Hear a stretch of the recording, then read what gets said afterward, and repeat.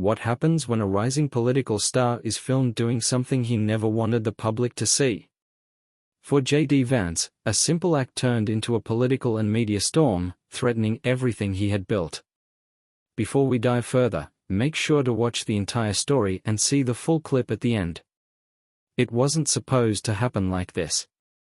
JD Vance had spent years crafting an image, tough, no nonsense, a man of the people who didn't back down. He spoke with conviction, called things as he saw them, and rarely, if ever, let his guard slip in public. But on this particular evening, inside a small upscale restaurant in Cincinnati, something shifted. The dinner was meant to be private, a gathering of close allies, donors, and a few influential figures, the kind of event where conversations flowed freely behind closed doors. Vance wasn't delivering a speech or taking questions. This was a safe space, or at least that's what he thought. The restaurant, dimly lit and exclusive, catered to those who valued discretion. It wasn't the kind of place where people pulled out their phones to record. Yet somehow, someone did.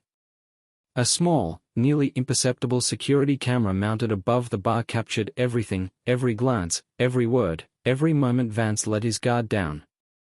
At first, the recording showed nothing out of the ordinary: laughter, drinks clinking, the occasional hand gesture as he spoke.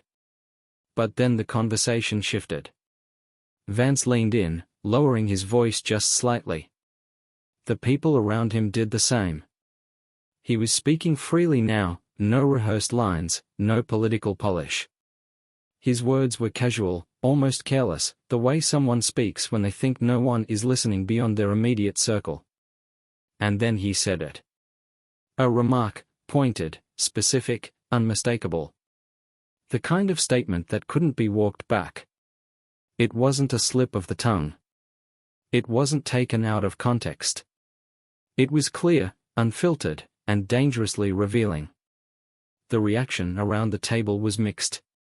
A few chuckled, nodding in agreement. One person shifted in their seat, glancing around as if suddenly aware of their surroundings. Someone else whispered something under their breath. But no one outright challenged him. No one told him to stop. What Vance didn't realize, what no one at that table knew, was that the camera above the bar had a perfect view. The lens, small and unobtrusive, had recorded every word. The footage sat there, unnoticed for days, stored in the restaurant's security system. No one had gone looking for it. No one knew it existed. Not yet. But things like this don't stay hidden forever. When the video finally surfaced, there was no way to bury it. It started small, a blurry, low-resolution clip posted on an obscure online forum. No context, no captions, just grainy footage of JD Vance sitting at a restaurant table, speaking in hushed tones. At first, no one paid much attention. A handful of users speculated about what he was saying, but the audio was too muffled to be certain. Then someone enhanced it. Within hours, a clearer version appeared. Someone had isolated the audio, cleaned up the background noise, and sharpened the image just enough to remove any doubt. JD Vance's voice was unmistakable. His words were now crisp and clear. It wasn't a deep fake. It wasn't manipulated. It was real. By the next morning, the clip was everywhere. Twitter, Facebook, TikTok, each platform dissected it from different angles. News outlets picked it up, looping the footage in their reports, pairing it with headlines designed to spark outrage or disbelief. Caught on camera, what JD Vance didn't want you to see. Leaked footage exposes JD Vance's true thoughts. The video that could end JD Vance's career. At first, the responses were mixed. His supporters immediately dismissed it as an out-of-context hit job. This is nothing, they argued, just another smear attempt by the media. But others weren't so sure. The clip was damning, and no matter how people tried to spin it, the words were there, raw and unfiltered. Cable news ran wall-to-wall coverage. Experts were brought in to analyze every detail, the body language, the tone, the expressions of those around him. commentators debated the potential fallout. Could he recover?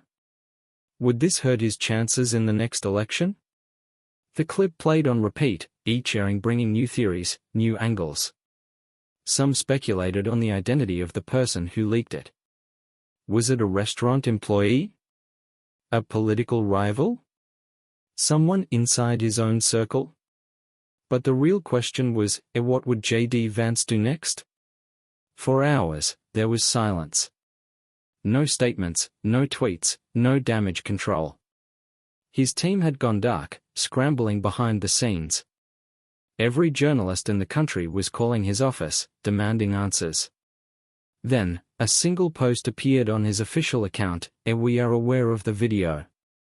A response was coming, but by the time he was ready to speak, the internet had already made up its mind.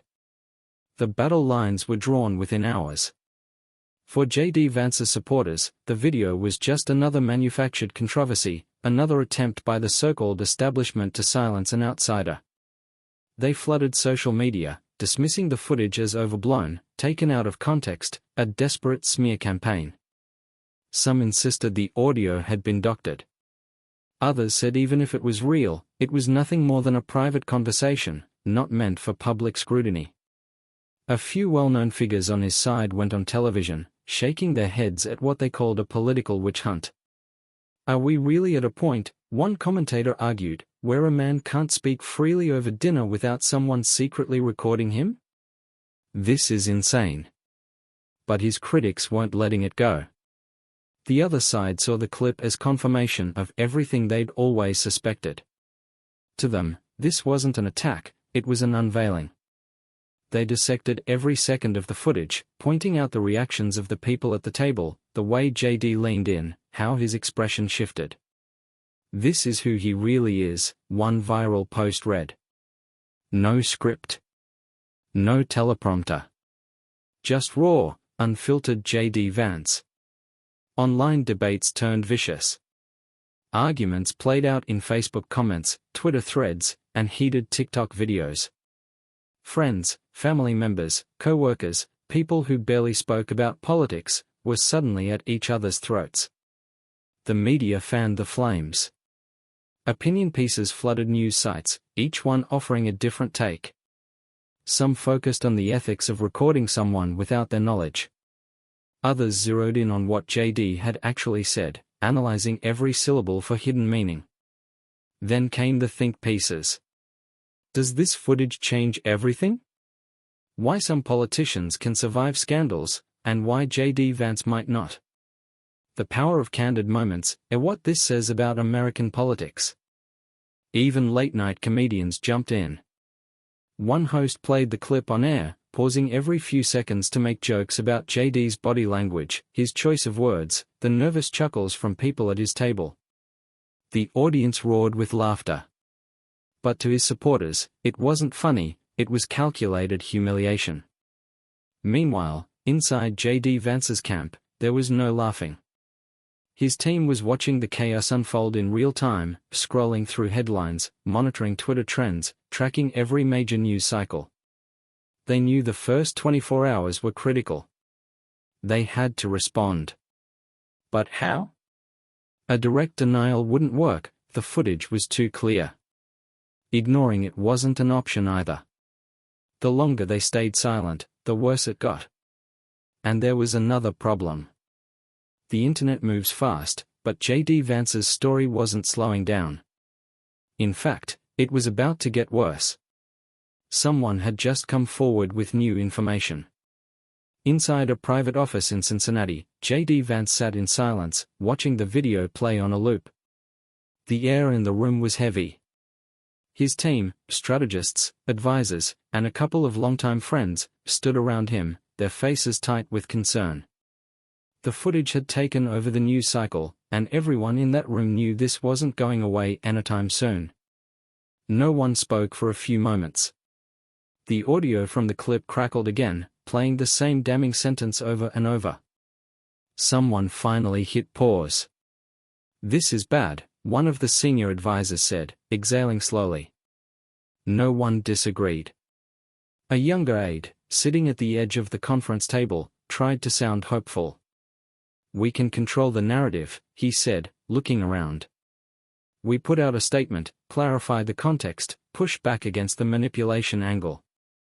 "Manipulation?" another advisor scoffed. "The audio is clear as day. There's no spinning this." Vance didn't move. His hands were clasped together, eyes locked on the screen. The words he'd said in that restaurant, the ones that had felt so harmless in the moment, were now being dissected by millions. His campaign manager, a man who had seen his fair share of political crises, finally spoke. "The problem isn't just the video," he said. "It's how fast this thing is spreading." He hesitated before continuing. "And now?" "Now what?" JD finally looked up. "What do you mean, another issue?" The room went quiet again. Then a staffer in the corner cleared her throat and turned her laptop around. "There's a second clip." The tension thickened. Everyone gathered closer. The first video had been bad enough. Now there was another. She clicked play. This time, the angle was different. Whoever had leaked the footage had more than one recording. The second clip wasn't from the security camera, it was from a phone. Someone at the restaurant had been filming JD's table. And this version had something the first clip didn't: reactions. While JD spoke, the camera focused on the faces around him. Some of the people at his table looked entertained. Others looked uncomfortable. One man noticeably looked away. A woman folded her arms and shifted in her seat. "This changes everything," an aide whispered. The new footage didn't just capture JD's words, it exposed the people around him. Some nodded, others barely concealed their unease. And then, at the very end of the clip, came the part that made JD's stomach tighten. One of the guests leaned in and muttered something under his breath. The microphone barely caught it, but the words were there. "I can't believe he just said that out loud." JD exhaled sharply and ran a hand over his face. "They're going to rip us apart," his campaign manager muttered. A junior staffer's phone vibrated. She checked the screen and hesitated before saying, It's worse than we thought." The media just got their hands on the second clip. No one moved. Then JD finally stood up, his chair scraping against the floor. His expression was unreadable, his jaw tight. "I need a moment," he muttered, walking toward the door. He didn't look back. But the luxury of time was slipping away, and outside that room, the fire was only growing. There was no stopping it now. The second clip detonated like a bomb. If the first video had been controversial, this one was undeniable. The reactions at the table, the murmured disbelief, the shifting glances, everything pointed to one conclusion: JD Vance had crossed a line, and the people around him knew it. Within minutes, news networks updated their headlines. Talk show hosts, political analysts, and social media influencers jumped in with their own takes. Not just a slip-up. This is who he is. JD Vance's inner circle reacted in real time, and it wasn't good. What else has he said behind closed doors? Speculation took over. People started asking new questions, ones that went beyond just the video. What else had JD Vance said when he thought no one was listening? Were there more recordings? Had this been a pattern all along? The pressure was mounting, and JD's team knew they couldn't delay a response any longer. Back in his office, the atmosphere was suffocating. Staffers whispered frantically. Phones buzzed non-stop.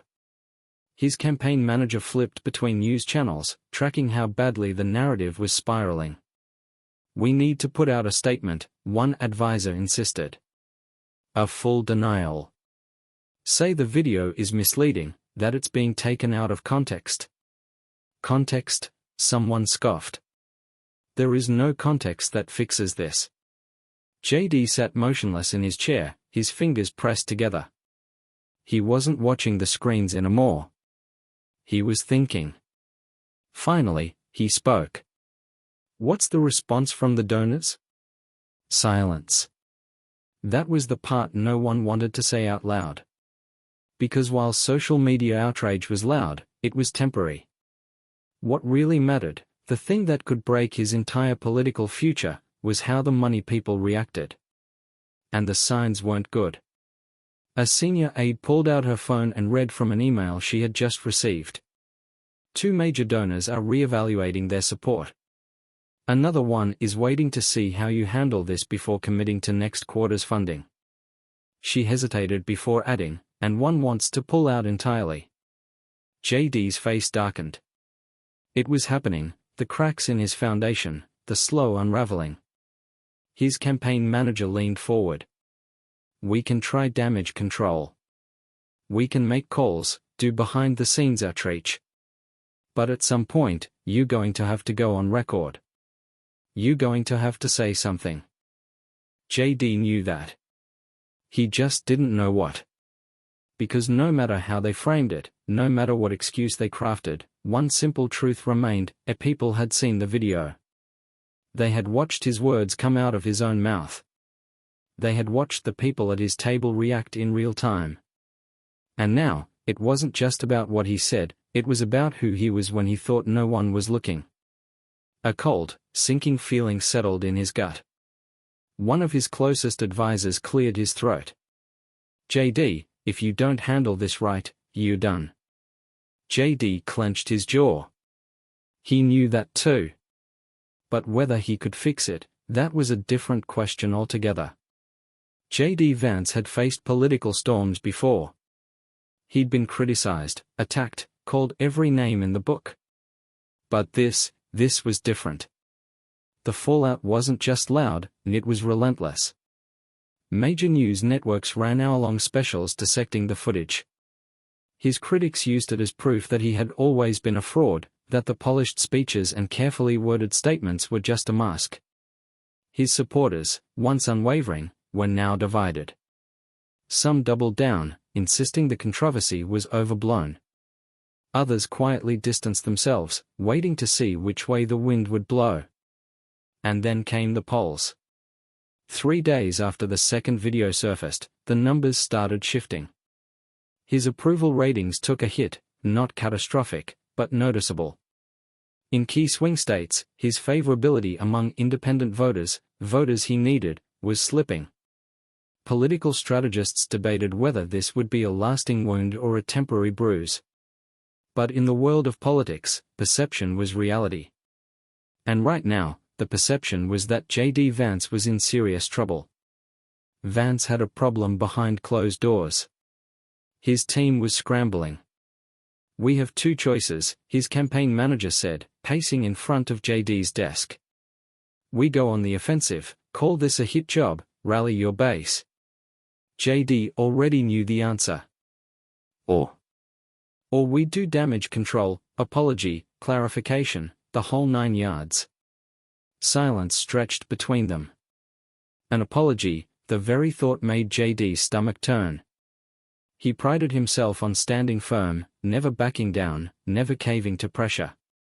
But this wasn't just a matter of pride. It was survival. His chief strategist, a man who had been with him since the beginning, leaned forward. The problem is, JD, this isn't going away. And if you don't take control of the narrative now, someone else will. JD exhaled slowly. He knew they were right, but that didn't make it easier. The decision had to be made soon because the damage was spreading beyond just the political sphere. A prominent conservative commentator, one who had always been in JD's corner, went on air and delivered a brutal assessment. I've defended JD Vance more times than I can count, the man said, shaking his head. But this? This isn't defensible. The words he said, the way the people around him reacted, if you can watch that and not feel uneasy, I don't know what to tell you. The clip went viral. Even people who had been on the fence started backing away. And then, just when JD thought the situation had hit rock bottom, his phone buzzed with a message that made his stomach sink. It was from one of his biggest donors, a name instrumental in funding his rise to political prominence. The message was short. "We need to talk." JD ran a hand over his face. He already knew what the conversation would be about. Money was the lifeblood of politics, and if the money dried up, everything else would collapse with it. His campaign manager checked his watch. "If we're doing damage control, we need to move fast. You sit on this any longer, and you might not get another chance." JD stared at the screen of his phone, his mind racing. He had spent years building his career, crafting his image, climbing higher and higher. Now, he had to decide whether he was willing to do whatever it took to keep from falling. JD Vance had never been the type to apologize. His entire political identity was built on strength, on standing firm when others folded. But now, as he sat in front of a camera, preparing to address the nation, he realized something. This wasn't about strength anymore. This was about survival. His advisors had gone back and forth over the wording of his statement. Should it be a full apology? A deflection? A carefully crafted explanation? The problem was, no matter what he said, someone would pick it apart. He took a deep breath, looked straight into the camera, and started speaking. "The past few days have been difficult," he began, his voice measured. "A private conversation was recorded without my knowledge, and it has sparked a national debate." He paused, choosing his words carefully. Some people were disappointed. Some were angry. And I understand why. It was the closest he would get to admitting fault. His team had made sure of that. The statement had been rehearsed and refined, every word weighed against potential backlash. But as soon as the video was posted, the internet did what it always did. Some praised him for addressing the controversy head-on. Others mocked him for what they saw as a half-hearted attempt at damage control. His critics called it insincere. His supporters said he should have never responded at all. In the media, they dissected every pause, every shift in tone, every flicker of emotion. Too little, too late. One headline read, "Vance tries to put out the fire, did it work? Damage control or political theater?" His poll numbers remained shaky. The donors who had been reconsidering their support stayed silent. And the people who had been on the fence about him now had a reason to step off, one way or another. But the real fallout wasn't just political. It was personal. Friends he'd known for years stopped answering his calls. Allies within his party kept their distance, waiting to see if he would recover before publicly siding with him again. The world of politics was ruthless. Once you showed weakness, the sharks started circling. Late one night, after yet another brutal news cycle, JD sat alone in his office, staring at his phone. The notifications kept coming, news alerts, emails, text messages. And then, one message stood out. It wasn't from a donor, an aide, or a journalist. It was from an old friend, someone who had known him long before the cameras, the campaigns, the speeches. "You need to ask yourself one thing," the message read. "Was this just a PR crisis for you? Or did this make you realize something about yourself?" JD locked his phone and leaned back in his chair, exhaling slowly. For the first time since the footage had surfaced, he wasn't thinking about the headlines. He wasn't thinking about the polls, the money, or the next election. He was thinking about that question, and the fact that he didn't know the answer. The truth is, no one can run forever. Not from their friends. Not from their choices. Not from the person they are when they think no one is watching. So if there's one thing to take away from this, it's this: what you say in the dark will always find its way into the light. If you found this story thought-provoking, make sure to subscribe for more.